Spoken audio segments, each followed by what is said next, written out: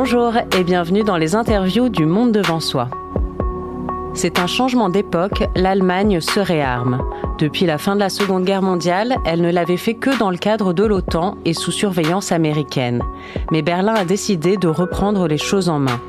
La première raison, c'est la guerre en Ukraine, bien sûr. Dès 2022, sentant la menace russe trop proche de ses portes, l'Allemagne s'est dotée d'un fonds spécial de 100 milliards d'euros pour moderniser son armée. Mais le mouvement s'est vraiment accéléré cette année. Donald Trump est de retour à la Maison-Blanche, son soutien à l'Union européenne est devenu erratique. Les députés allemands ont donc adopté un plan d'investissement historique pour réarmer le pays. Signe que l'heure est grave, ils ont même voté un changement de constitution pour pouvoir s'endetter davantage. Alors, quels sont les enjeux et les conséquences de ce réarmement allemand ? On va en parler avec Paul Maurice, secrétaire général du comité d'études des relations franco-allemandes à l'IFRI. Bonjour monsieur. Bonjour. Vos domaines de spécialité sont la politique intérieure allemande, la place de l'Allemagne sur la scène internationale et les relations franco-allemandes. Vous êtes par ailleurs membre du comité de rédaction de la revue Allemagne d'aujourd'hui. Alors, Paul Maurice, avant d'entrer un peu plus dans le détail de ce plan d'investissement et de ses conséquences, j'aimerais vous demander tout d'abord comment est-ce que ce nouvel élan militaire est accueilli dans la société allemande ? Est-ce qu'il fait l'objet de débats chez les citoyens, dans les médias ? Alors, comme vous l'avez rappelé, la question militaire est une question très sensible en Allemagne depuis 1945 et elle est toujours sujette à débat. Quoi qu'on dise, quoi qu'on fasse, quelle que soit la situation, il y a des opinions publiques qui sont parfois paralysées par cette question militaire. Le souvenir de 1945 reste encore fort dans la constitution militaire du pays. Et puis tout ceci a été projeté jusqu'à aujourd'hui avec des perceptions différentes selon les partis politiques, selon les catégories d'âge, selon l'emplacement géographique des différents citoyens entre l'Est et l'Ouest. On va obtenir des résultats dans les sondages et la perception complètement différents.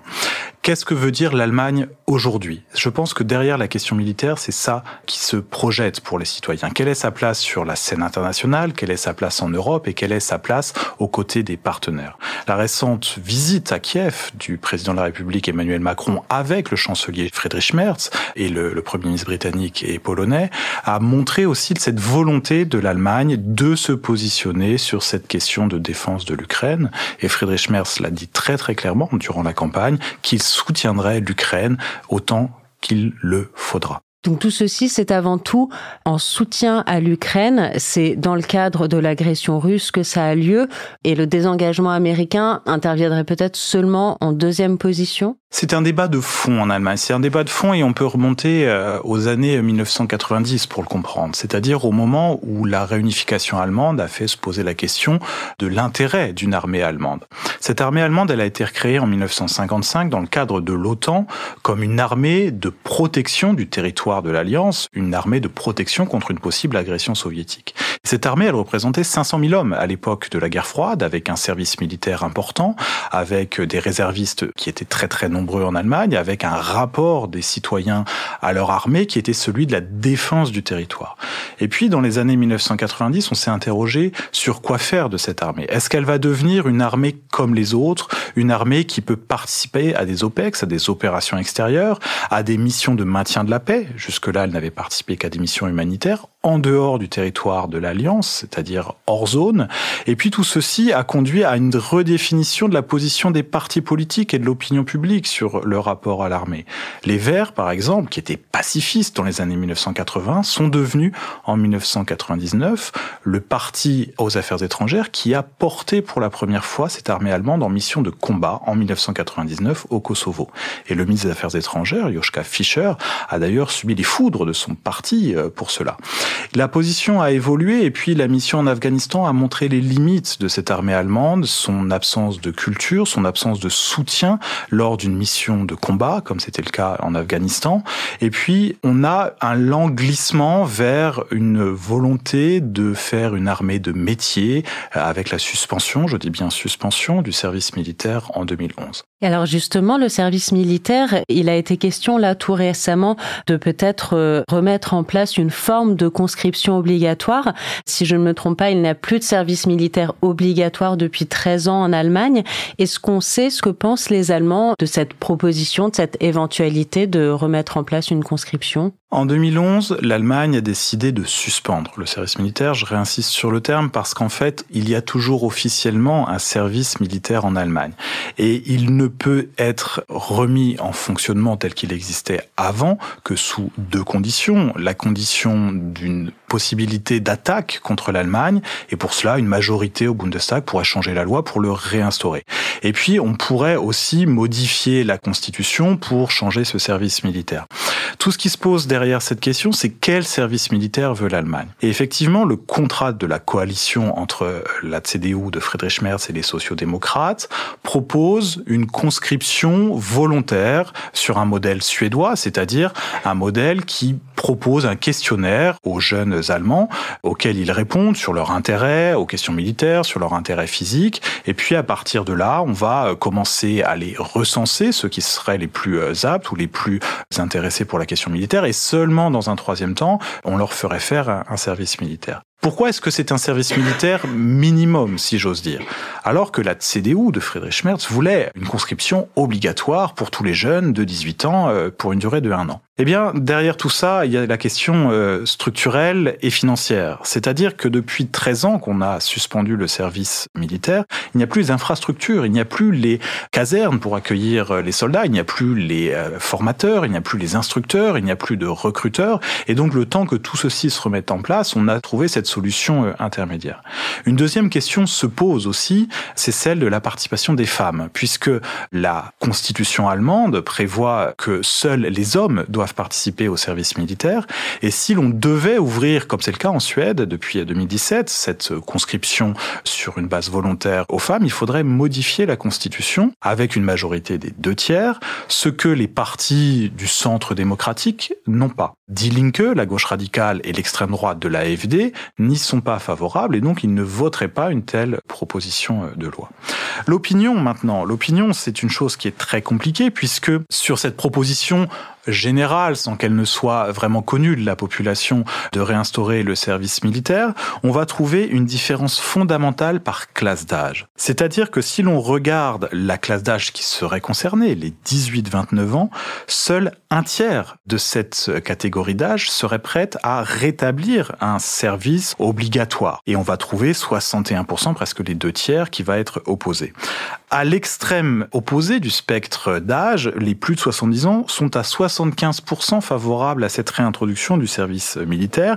Et puis on trouve une situation intermédiaire, environ la moitié des Allemands sur la catégorie 30-50 ans. C'est-à-dire que les principaux concernés ne sont pas favorables à cette réintroduction, alors que les plus âgés, pour deux raisons, ils ne sont pas concernés et puis ils craignent peut-être pour leur sécurité, mais aussi parce que certains ont participé à la conscription militaire et donc ils savent que ce n'est pas si tragique que ça et beaucoup y ont trouvé aussi une forme de socialisation et une forme de défense de la patrie, comme on pourrait dire, même si le terme est un peu suspect en Allemagne. Il y a une autre catégorie qui peut être un outil d'analyse intéressant, c'est l'analyse par parti politique. Et si on regarde parti par parti, les chrétiens démocrates, les électeurs, ou ceux qui sont proches des chrétiens démocrates de la CDU, sont à 73% pour le rétablissement de ce service militaire.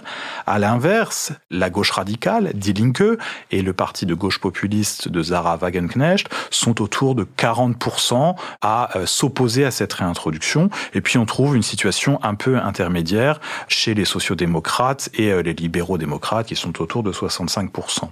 Deux faits très intéressants quand on regarde par parti, ce sont les deux partis que je n'ai pas encore cités, c'est-à-dire d'une part l'extrême droite. L'extrême droite est très favorable à la réintroduction du service militaire, 68% des électeurs de l'AfD y sont favorables, parce qu'ils considèrent la chose militaire comme la défense de la nation uniquement. Donc il ne faut pas se méprendre, ils ne sont pas favorables à une défense qui va soutenir l'Ukraine ou mener des opérations extérieures, mais comme une défense du territoire.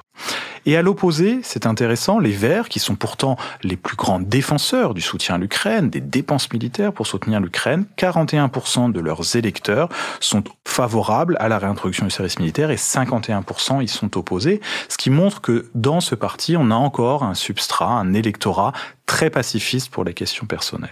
Je dis un dernier mot sur les Verts parce que les Verts ne sont pas dans l'opposition systématique. Je donne un exemple. En Bavière, le parti écologiste, le parti vert allemand, a proposé une alternative à ce service militaire. Ils ont appelé ça le service de la liberté, qui serait obligatoire pour toute personne de 18 à 67 ans, donc toute personne en âge d'être dans la population active. Et ce service de la liberté contribuerait au soutien aux forces de l'ordre, aux pompiers, aux services sociaux, c'est-à-dire à un engagement qui serait sur la sécurité d'une manière générale. Et cette proposition a obtenu un soutien de Eva Högl, la déléguée du Bundestag pour les forces armées allemandes. Donc on réfléchit de manière très large à ce que veut dire l'engagement sécuritaire, l'engagement de la population pour un service pour son pays. Et pour prolonger un petit peu cette partition selon les différents partis politiques et leurs positions, est-ce que vous pouvez nous dire au vote au Parlement qui a été voté donc en mars de cette année sur ce fameux plan d'investissement très important dans le but de réarmer le pays et aussi de le moderniser, est-ce qu'un consensus a été difficile à obtenir puisqu'il a fallu modifier la Constitution? Si je ne me trompe pas, il faut les 2/3 des votes des élus pour avoir le droit de modifier cette Constitution. Comment se sont positionnées les différentes formations politiques? Derrière ce vote qui a eu lieu au mois de mars sur la question de l'augmentation des dépenses de défense se pose la question que vous avez évoquée en ouverture, celle du Zeitenwende, de ce plan des 100 milliards et d'une manière générale des dépenses pour la défense en Allemagne. Et ce qui est important, la question de ce volume qui doit correspondre à 2% du PIB comme l'OTAN l'indique à ses membres depuis 2014. Et l'Allemagne n'avait pas réussi depuis 1990 à atteindre 2% de son PIB pour les dépenses de défense. Elle a réussi en 2024 grâce au fonds spécial des 100 milliards de la Bundeswehr, principalement pour une mise à niveau des matériels, mais elle n'avait pas réussi à le faire jusque-là. Ce qui a été voté au mois de mars, c'est intéressant parce que on a voulu réformer le frein à l'endettement, c'est-à-dire cette règle constitutionnelle allemande mise en place en 2009 qui limite les dépenses publiques à 0,35% du PIB. Et pour la partie concernant la défense, on a décidé d'exonérer les dépenses de défense au-delà de 1% du PIB de ce frein à l'endettement. C'est-à-dire qu'on peut emprunter et s'endetter pour la défense en Allemagne, ce qui permettra d'atteindre à nouveau les 2%. La question se posait après l'épuisement du fonds des 100 milliards et surtout de le dépasser puisque les débats actuellement au sein de l'Alliance en Allemagne, dans les pays d'Europe, sont d'atteindre pourquoi pas 3%. Alors, ce vote a été fait dans l'ancienne mandature du Bundestag, c'est-à-dire que le Parlement élu le 23 février siégeait jusqu'au 24 mars, un mois après l'élection. Et ce Parlement avait la spécificité de disposer d'une majorité des 2/3 au sein du groupe central des partis démocratiques, ce qui n'est plus le cas, comme je l'ai dit, dans le nouveau Bundestag, étant donné le poids de l'extrême droite, de l'AfD et de la gauche radicale Die Linke. Il ne faut pas les mettre sur le même plan, mais en tout cas, on a une perception sur la défense qui est assez dans l'opposition dans les deux cas. La CDU de Friedrich Merz a obtenu une majorité des 2/3 grâce aux sociodémocrates et grâce aux Verts. Et ce consensus sur les dépenses de défense correspond à ce que les partis mettent en avant dans leur discours politique, même si on a vu des hésitations social-démocrates sur le soutien à l'Ukraine. Maintenant, quand on regarde les électeurs ou les personnes proches de ces partis, le niveau d'approbation de cette augmentation des dépenses de défense, de nouvelles dettes pour la défense, est assez disparate. Chez les chrétiens démocrates, 58% des personnes qui votent pour ce parti ou qui sont proches de ce parti sont favorables. On retrouve un niveau d'approbation supérieur à 50%, mais assez limité puisque les chrétiens démocrates sont d'une manière générale opposés à l'endettement, puisqu'ils sont plutôt libéraux et orthodoxes sur le plan budgétaire. Les sociodémocrates, un chiffre assez similaire, 59%. Alors la question ici n'est pas l'endettement commun, les sociodémocrates ils sont plutôt favorables, mais surtout le pacifisme qui existe encore au sein des électeurs de ce parti, hérité d'une politique d'apaisement menée par Willy Brandt dans les années 1970. Chez les Verts, c'est le parti où on va trouver le plus grand niveau d'approbation de cette augmentation des dépenses de défense, 65%. Et ce qui est paradoxal quand on compare aux chiffres que j'ai mentionnés sur le soutien à la conscription. Les Verts sont favorables à augmenter les dépenses de défense, mais assez peu favorables à s'engager personnellement militairement. Et on va trouver en queue de peloton Die Linke, le parti de la gauche radicale, la BSW, l'alliance de Sarah Wagenknecht et l'AfD, pour des raisons différentes, entre 21 et 30%, parce que ces partis, paradoxalement, les partis de gauche radicale sont favorables à l'endettement, mais ils sont très opposés à la chose militaire. Ils sont hérités de la RDA, qui était un pays militariste, mais qui prônait une sorte de pacifisme, d'apaisement, notamment vis-à-vis de la Russie. À l'extrême droite, bien entendu, on est opposé à ces dépenses de défense parce qu'on craint qu'elles soutiennent l'Ukraine, et l'extrême droite est très russophile ou poutinophile, dirais-je, et elle est d'une manière générale plutôt libérale puisque son électorat de petits entrepreneurs est opposé aux endettements de l'Allemagne. Donc on voit des situations paradoxales pour des raisons différentes. Sur les questions de l'endettement, même si on a une ligne politique très libérale de certains partis, ils vont y être favorables parce que ça correspond à leur ligne sur la politique étrangère et sur la défense. Est-ce que vous diriez, ou est-ce que certains observateurs pensent qu'il y aurait un risque de dérive autoritaire ou de militarisation de la société allemande? Vous le disiez au tout début de cet entretien que, évidemment, ça reste encore un sujet sensible dans ce pays-là. Est-ce que, par exemple, avec le contexte de la montée de l'AfD, il y aurait un risque de dérive ultérieurement si l'Allemagne est réarmée? Il y a un vrai débat de société sur la question de la position des Allemands face à leur armée. On a eu longtemps ce fantasme du citoyen en uniforme que serait le soldat allemand, mais la constitution allemande est très claire là-dessus. Elle met des garde-fous très forts, par exemple en indiquant que nul ne peut être contraint à porter des armes. Et donc la réintroduction d'un service militaire sous une forme nouvelle doit conduire et devra conduire constitutionnellement à la réintroduction d'une forme de service civique ou civil tel qu'il existait précédemment dans l'ancien système. Donc, modifier cette constitution nécessiterait les 2/3 que l'AfD ne dispose pas, même avec certains alliés. Et puis, on voit des mouvements à gauche, plutôt. On a des polémiques qui ont été lancées notamment par un podcasteur, Ole Newman, qui a écrit un livre en indiquant, comme titre, « Pourquoi je ne me battrai pas pour mon pays ?» Il disait « Je préfère vivre dans le manque de liberté que de mourir pour la liberté ». On voit bien la difficulté de la société allemande à comprendre son armée comme une armée normale et dont on voit toujours nécessairement, de manière inconsciente, des dérives violentes ou autoritaires possibles. Est-ce qu'on sait comment est-ce que l'Allemagne va répartir ce plan d'investissement qu'elle a voté et comment est-ce que ça va s'articuler avec la politique de défense européenne et notamment le plan présenté par la présidente de la Commission, Ursula von der Leyen? Il y a toujours une crainte des partenaires européens que quand l'Allemagne dépense plus, elle va acheter du matériel américain. Ça avait été le cas en 2022 lorsque l'Allemagne avait décidé d'acquérir des F-35 pour d'autres raisons qui sont celles du partage nucléaire. Donc la question, c'est celle de l'engagement du chancelier Friedrich Merz sur la préférence européenne et quel est le niveau de celle-ci, comment les entreprises américaines qui produisent sur le sol allemand pourront être considérées comme de la préférence européenne, comment on intègre d'autres entreprises avec lesquelles l'Allemagne travaille. Je pense qu'il y a un vrai engagement franco-allemand sur cela. Le président de la République et le chancelier, dans leur publication dans Le Figaro, l'ont indiqué, et dans leur conférence de presse lors de la venue du chancelier. Il y a un vrai engagement au sein du processus SAFE, dans le processus de Rearm Europe, et une vraie volonté qui devra converger sur des points communs de cette préférence européenne qui est nécessaire dans un cadre de retrait des Américains d'une manière générale du territoire européen. Et ceci a d'autant plus d'effet pour l'Allemagne qu'on a environ 37 000 soldats américains stationnés en Allemagne sur les 78 000 soldats américains présents en Europe. Et les autres pays de l'OTAN, est-ce que d'autres pays de l'OTAN, autres que les partenaires plus proches comme la France, est-ce que certains se montrent un peu plus méfiants envers l'élan allemand ? Un tel bazooka budgétaire, pour reprendre le terme de Scholz, aucun autre pays en Europe ne peut se le permettre. Et le risque que voient les autres pays, c'est que ceux-ci profitent d'abord à l'industrie de défense allemande. On peut citer quelques entreprises qui voient leur situation comme celle d'industriels avant tout et dont l'objectif est de faire du business. Et non pas de s'insérer dans ce cadre d'une souveraineté stratégique ou d'une souveraineté industrielle européenne. C'est une crainte qu'on a en France, mais c'est une crainte qu'on peut trouver aussi dans d'autres pays qui sont des producteurs, parfois eux-mêmes achetant à l'étranger.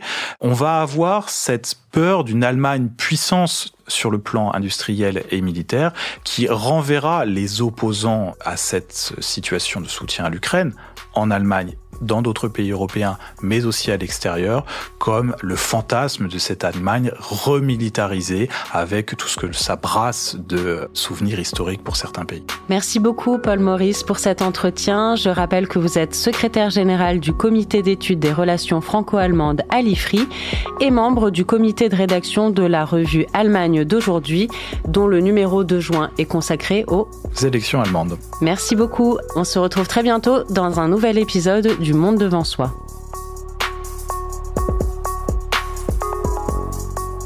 L'interview du Monde devant soi est un podcast produit par Slate Podcast. Production éditoriale et présentation, Hélène Decomer. Prise de son, montage et réalisation, Marius Sor.